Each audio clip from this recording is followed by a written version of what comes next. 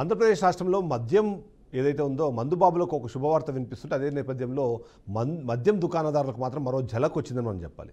ఎందుకంటే గతంతో పోలిస్తే ఇప్పుడు అంటే గత ప్రభుత్వ హయాంలో పోలిస్తే ప్రస్తుత ప్రభుత్వంలో ప్రైవేటు వ్యక్తుల చేతికి మద్యం దుకాణాలు అయితే వచ్చాయి, కానీ వాటి లాభాలకు సంబంధించి ఎప్పటికప్పుడు విభిన్న వాదనలు అయితే మనం వినిపిస్తూనే ఉన్నాయి. ఓవైపు మద్యం ఏదైతే ఉందో నాణ్యమైన మద్యం అందించేందుకు కృషి చేస్తున్నామంటూ దానిలో భాగంగానే మద్యం దుకాణాలని ప్రైవేట్ వ్యక్తులకు అప్పగించినా సరే దాని మీద పూర్తి స్థాయిలో చెకింగ్స్ అయితే మేము నడుపుతున్నామంటూ ఏపీ ప్రభుత్వం ఇప్పటికే చెప్తుంది. ఈ నేపథ్యంలోనే వాళ్లకు లాభాలు రావట్లేదు, ఎక్కువ శాతం షాపులు నష్టాల్లో ఉన్నాయని చెప్పి గతంలోనే అందరూ మాట్లాడిన నేపథ్యంలో ప్రభుత్వం ఒక కొత్త నిర్ణయం తీసుకుంది. ఆ నిర్ణయం ప్రకారం దేశవ్యాప్తంగా చాలా రాష్ట్రాల్లో ఉన్నట్టుగానే ఆంధ్రప్రదేశ్ రాష్ట్రంలో కూడా పర్మిట్ రూమ్లకు పర్మిషన్ ఇస్తూ ఒక నిర్ణయం తీసుకుంది. దానికోసము జీఓఎంఎస్ నెంబర్ 273 అది ఆగస్టు 12వ తారీఖున రిలీజ్ చేశారు. దీని ప్రకారము ఏదైతే రీటైల్ ఎక్సైజ్ ట్యాక్స్ ఉంది కదా, దాని ప్రకారము ఎక్కడైతే 50 లక్షల వరకు అంటే 60 లక్షల కన్నా తక్కువ ఉన్న చోట 50 నుంచి 60 లక్షల కన్నా రీటైల్ ఎక్సైజ్ ట్యాక్స్ ఎవరైతే తక్కువ కడుతున్నారో అక్కడ 5 లక్షల రూపాయలతో ఒక పర్మిట్ రూమ్ ఇవ్వాలని, అంతకన్నా ఎక్కువ కడుతున్నారు 60 లక్షల కన్నా ఎక్కువ కడుతున్న వాళ్ళ దగ్గర మాత్రం 7.5 లక్షలు కలెక్ట్ చేయాలని చెప్పి నిర్ణయం తీసుకున్నారు. దీన్ని నవంబర్ 10వ తారీఖు లోపుగా పే చేయాలంటూ కూడా ఈ జీఓఎంఎస్ 237లో ఇప్పటికే ప్రభుత్వం ప్రకటించింది. దీని ప్రకారము పర్మిట్ రూమ్లు నిర్వహించుకునేందుకు వైన్ షాపులకు పర్మిషన్ ఇస్తూ ఈ నిర్ణయం తీసుకున్నారు. ఈ నిర్ణయానికి సంబంధించి ఇప్పటికే వైన్ షాపు యజమానులు ఎవరైతే ఉన్నారో వాళ్ళు ఒక రకంగా సంతోషం వ్యక్తం చేస్తూనే, మరోవైపు ఇప్పుడు అదనంగా పడుతున్న భారం అన్నది ఖచ్చితంగా యాక్సెప్టెడ్ కాదు అనే విధంగా మాట్లాడుతున్నారు. దానికి కూడా కారణం లేకపోలేదు. ఎందుకంటే గతంతో పోలిస్తే ఇప్పుడు లాభాలకు సంబంధించిన విషయాలపైన విభిన్న వాదనలు అయితే మనకు వినిపిస్తున్నాయి. ముఖ్యంగా అర్బన్ ప్రాంతాల్లో ఎంతో కొంత పర్వాలేదు అనిపించినా రూరల్ ప్రాంతాల్లో మాత్రము మద్యం దుకాణాలు సరిగా నడవట్లేదు. గతంతో పోలిస్తే మద్యానికి సంబంధించిన కన్జంప్షన్ తక్కువగా ఉంది. లాభ నష్టాల గురించి చేయకుండా కేవలము ఆ బిజినెస్ చేస్తున్నామనే ఒక ఉద్దేశంతోనే షాపులు నడుపుతున్నామంటూ కూడా గతంలో చాలామంది చెప్పారు. అంతేకాకుండా దుకాణదారులకు సంబంధించి లోకల్గా ఉన్న నాయకుల వేధింపులు, అధికారులకు సంబంధించిన మామూళ్ళు వెరసి లాభం అన్నది అసలు చూడలేకపోతున్నాము అంటూ కూడా అప్పట్లోనే లిక్కర్ షాపులకు సంబంధించిన యజమానులు చెబుతూ వచ్చారు. పర్మిట్ రూమ్లు ఖచ్చితంగా వాళ్ళకి ప్లస్ పాయింట్గానే చెప్తున్నారు. ఎందుకంటే గతంలో ఎవరైనా సరే మద్యం దుకాణం దగ్గర మద్యాన్ని సేవిస్తుంటే పోలీసులు కానివ్వండి, ఎక్సైజ్ శాఖ వాళ్ళు కానివ్వండి వచ్చి అక్కడ దాడులు జరిగేవి. దాని ప్రభావం అనేది ఖచ్చితంగా ఆ షాపుల మీద ఉండేది. ఇప్పుడైతే పర్మిట్ రూమ్లను యాక్సెప్ట్ చేస్తున్నారో, పర్మిట్ రూమ్లను ఏర్పాటు చేసిన తర్వాత ఎవరైతే ఆ షాపులో మద్యం కొన్నారో అదే షాపు పక్కనే 1000 చదరపు అడుగుల విస్తీర్ణంలో ఏర్పాటు చేసే ఈ పర్మిట్ రూమ్లలో కూర్చోవడానికి అవకాశం లేకుండా కేవలం నిలబడుకొని అక్కడ కొన్న మద్యాన్ని అక్కడ తాగేసి వెళ్ళిపోవడానికి ఒక అవకాశం అనేది కల్పిస్తారు.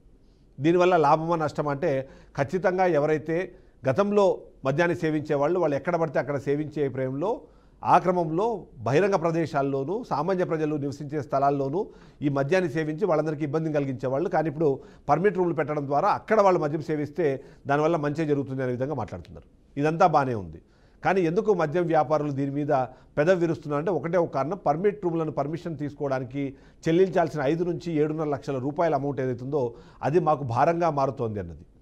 ఎందుకంటే నేను చెప్పినట్టుగా అర్బన్ ప్రాంతాల్లో ఎంతో కొంత వీళ్ళు నడిపించేస్తున్న గ్రామీణ ప్రాంతాల్లో కానివ్వండి, మండల స్థాయిలో ఏవైతే మద్యం దుకాణాలు ఉన్నాయో అక్కడ 5 కోట్లకు మించి టర్న్ ఓవర్ జరిగితే కానీ వాళ్ళు బయటపడలేని పరిస్థితి ఉంది. ఎందుకంటే మనం చూస్తే కూడా ఆల్మోస్ట్ 50 నుంచి 60 లక్షల రూపాయలు రీటైల్ ఎక్సైజ్ ట్యాక్స్ ఇప్పటికే పే చేస్తున్నారు. ఆ భారం ఆల్రెడీ వాళ్ళ మీద ఉంది.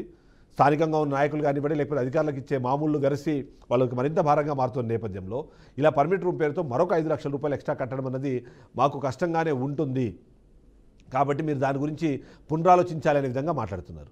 పర్మిట్ రూముల వల్ల జరిగే లాభంతో పాటు అక్కడ ఉన్న ఈ సమస్యలను పరిష్కరించే క్రమంలో మరొక 5 లక్షల రూపాయల భారము మోసే పరిస్థితుల్లో మేము లేమంటూ కూడా వైన్ షాపుల యజమానులు మాట్లాడుతున్నారు. ఓవరాల్గా చూస్తే ఈ పాలసీలో ఈ పర్మిట్ రూమ్లను యాక్సెప్ట్ చేయడం ద్వారా వచ్చే లాభాలు అయితే చాలానే కనిపిస్తున్నాయి. మొదటిది కీలకంగా కనిపించేది ఏదైతే అక్రమ మద్యం ఉందో బయట నుంచి మద్యాన్ని తీసుకొచ్చి అక్కడ అమ్ముతున్న వాళ్ళకి సంబంధించిన విషయాలకు సంబంధించి ఒక అడ్వాంటేజ్గా మారే అవకాశం ఉంది. దాని తగ్గట్టుగానే బెల్ట్ షాపులు ఎంతో కొంత దీనివల్ల నియంత్రణలోకి వచ్చే అవకాశం ఉంది.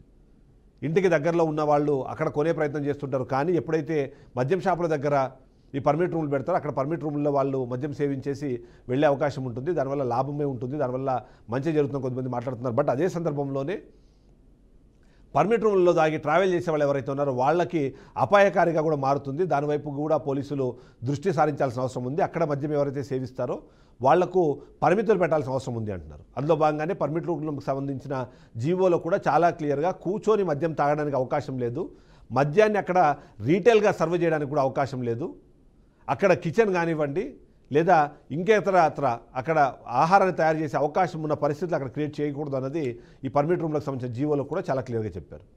ఈ విధంగా చూస్తే మొదటి పాయింట్, పర్మిట్ రూముల ద్వారా మద్యం దుకాణదారులకి లాభమైనా సరే కట్టాల్సిన అడిషనల్ అమౌంట్ వల్ల అది భారంగా మారుతుంది అనే బాధను వాళ్ళు వ్యక్తం చేస్తున్నారు.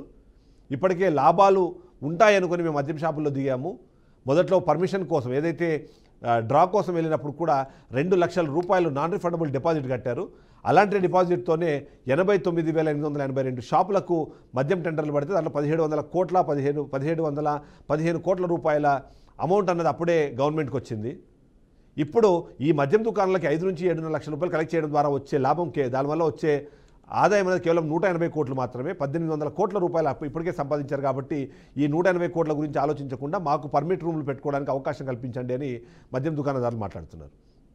ఇది సరిపోదన్నట్టు ఏదైతే రీటైల్ ట్యాక్స్ ఏదైతే కడుతున్నారో, రీటైల్ ఎక్సైజ్ ట్యాక్స్ ఏదైతే కడుతున్నారో ఆ ఎక్సైజ్ ట్యాక్స్ కూడా భారీగానే మేము పే చేస్తున్నప్పుడు ఒక చిన్న అమౌంట్ కోసం మమ్మల్ని ఇబ్బంది పెట్టకుండా ఉంటే బాగుండేది అన్నది మద్యం దుకాణదారులకు సంబంధించిన ఒక వర్షంగా మనం చూడాలి. సో మద్యాన్ని సేవించడం అన్నది ఖచ్చితంగా యాక్సెప్టెడ్ కాదు, అది ఆరోగ్యానికి కూడా హానికరం. కానీ ఆ సేవించే మద్యంలో నాణ్యత ఉంటే ఈ ఆరోగ్య సమస్యల్లో ఎంతో కొంత నియంత్రణ ఉంటుంది అన్నదైతే కొంతమంది మాట్లాడే ప్రయత్నం చేస్తున్నారు. సో ఓవరాల్గా చూసినప్పుడు ఈ పర్మిట్ రూమ్లు తీసుకోవడం ద్వారా, పర్మిట్ రూమ్లు ఇవ్వడం ద్వారా ఒకటి ఈ మద్యం దుకాణదారులు సంతోషాన్ని వ్యక్తం చేస్తున్నా సరే ఈ భారానికి సంబంధించిన డిస్కషన్ చేస్తున్నారు. ఇది సరిపోదన్నట్టు ఈ మధ్య ఏదైతే అక్రమ మద్యం ఉందో దాన్ని నియంత్రించేందుకు కూడా అవకాశం దొరుకుతుంది. బహిరంగ ప్రదేశాల్లో, సామాన్య జనజీవనం జరిగే ప్రదేశాల్లో ఏవైతే మద్యము సేవిస్తున్నారో దానికి అడ్డుకట్టపడే అవకాశం ఉందన్నది ఇప్పటికైతే విశ్లేషకులు చెప్తున్నారు. ఇక ఎవరైతే మద్యం దుకాణదారులు ఉన్నారో ఏపీ ప్రభుత్వానికి కానివ్వండి, సీఎం చంద్రబాబు నాయుడుకి కానివ్వండి, వాళ్ళు కోరుకుంటుంది ఒకటే, పర్మిట్ రూమ్ల పేరుతో మీరు ఎక్స్పెక్ట్ చేస్తున్న ఆ 180 కోట్ల రూపాయలు అన్నది మాకు భారంగా పరిణమిస్తుంది కాబట్టి మీరు దానిపైన పునరాలోచించండి అనే విధంగా మాట్లాడే ప్రయత్నం అయితే చేస్తున్నారు. ఇక మద్యం దుకాణదారులు చెప్తున్న వాటిల్లో మరికొన్ని కీలకమైన అంశాలు ఉన్నాయి. ఎందుకంటే గతంతో పోలిస్తే ఇప్పుడు అక్రమ మద్యానికి సంబంధించిన అడ్డుకట్ట అన్నది పడింది. ఏదైతే నకిలీ మద్యానికి సంబంధించిన అమ్మకాలు జరగకుండా వైన్ షాపులు ఇప్పటికే దాని మీద చర్యలు కూడా తీసుకుంటున్నారు. వాళ్ళు అలాంటి వాటిని అలౌ చేయకుండా ఉంటున్నారు. ఇక కల్తీ మద్యం అన్న దాన్ని దాదాపుగా ఇప్పుడు రాష్ట్ర ప్రభుత్వం తీసుకున్న చర్యల కారణంగా అవన్నీ కూడా ఇప్పటికైతే రెస్ట్రిక్ట్ అయిపోయి ఇలాంటి నేపథ్యం ఉన్న పరిస్థితుల్లో మేము ఇక్కడ పర్మిట్ రూమ్ పెట్టడం ద్వారా వచ్చే ఆ చిన్నపాటి ఆదాయాన్ని మాకు అందేలాగా మీరు చూడండి అని అడుగుతున్నారు. ఏవైతే పర్మిట్ రూమ్లు ఉన్నాయో వాటికి సంబంధించి 1000 చదరపు అడుగుల్లో మాత్రమే దాన్ని నిర్మించాలని చెప్తున్నారు. దానికి తోడు అక్కడ ఎలాంటి కిచెన్ కానివ్వండి లేదా రీటైల్ మద్యం సర్వ్ చేయడానికి అవకాశం లేదు. అంటే బార్లలాగా అక్కడ సర్వ్ చేయడానికి అవకాశం లేకుండా ఈ షాపులో కొన్న మద్యం ఏదైతే ఉందో దాన్ని అక్కడ సేవించేలాగా ఏర్పాట్లు ఉంటాయి. కాబట్టి ఈ అక్రమ మద్యం ఏదైతే ఉందో నకిలీ మద్యానికి అక్కడ అడ్డుకట్ట వేసే అవకాశం ఉంటుంది అన్నదే మద్యందారులు చెప్తున్నారు. ఏదైతే రాష్ట్ర ప్రభుత్వం తీసుకున్న నిర్ణయం ద్వారా నాణ్యమైన మద్యాన్ని ఎవరైతే మద్యం ప్రియులకు అందించాలనే ప్రయత్నం జరుగుతుందో దాంట్లో మేము కూడా భాగస్వాములు అవుతున్నాము. ఎలాంటి అవకతవకలు తప్పులు జరగకుండా మేము చూసుకుంటున్న నేపథ్యంలో ఈ పర్మిట్ రూమ్ల కోసం అడుగుతున్న 5 లక్షల రూపాయలని మాకు మినహాయింపు ఇస్తే దానివల్ల మాకు కూడా మంచి జరుగుతుంది అన్నది మాట్లాడుతున్నారు. ఓవరాల్గా